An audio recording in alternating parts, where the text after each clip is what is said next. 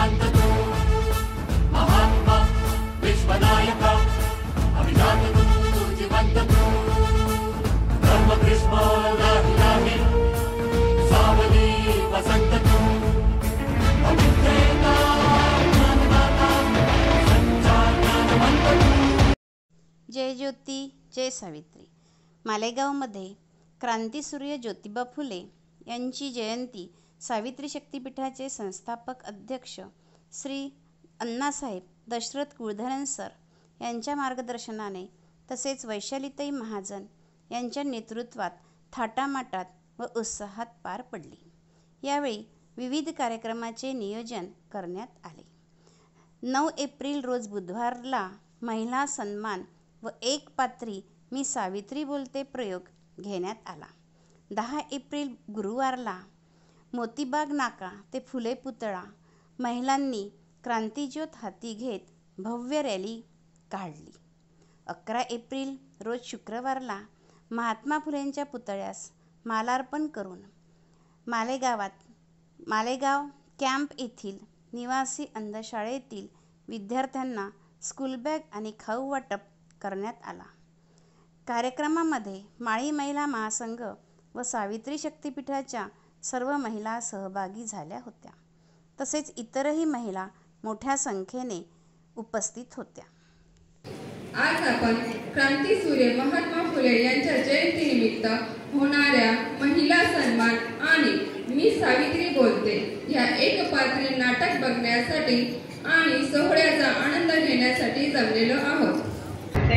सौ वैशाली प्रमोद महाजन सहाय्यक शिक्षिका म्हणून कार्य करतात। त्यांचे शिक्षण BSc M.Ed असे झालेले आहे। त्या काकानी कन्या विद्यालयात गणित विज्ञान हा विषय शिकवतात। संस्थापक अध्यक्ष माजी माळी महिला महासंघ मालेगाव, अध्यक्ष सावित्री शक्तिपीठ Malegaon, secretary inner wheel club of Malegaon, secretary गणित संघ मालेगाव तालुका असा त्यांचा परिचय। आज क्रांतीसूर्य ज्योतिबा फुले यांची आपण 196वी जयंती साजरी करत आहोत। त्या निमित्ताने आपण हा घाट घातलेला आहे। 20व्या शतकामध्ये जवळपास 200 वर्ष पूर्ण झाले आज त्या गोष्टीला। इंग्रजी राजवटाचा काळ होता। त्यात महात्मा फुले यांना शिक्षणाचे महत्त्व समजले आणि त्यांनी शिक्षण क्षेत्रासोबत घेऊन पूर्णत्वास नेले।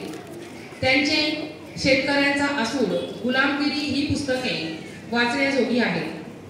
ती पुस्तके तुम्ही तुमच्या घरी जर कोणी महिला येत असेल, मी सर्वांना विनंती करू इच्छिते या ठिकाणी, कारण ज्यावेळेस एखादी महिला आपल्या घरी येते आपण तिच्या ओटीमध्ये ओटी भरावी सौभाग्याचं लेणं आहे, पण त्यामध्ये आपण ब्लाऊज पीस टाकतो, पण ब्लाऊज सुद्धा शिवत नाही।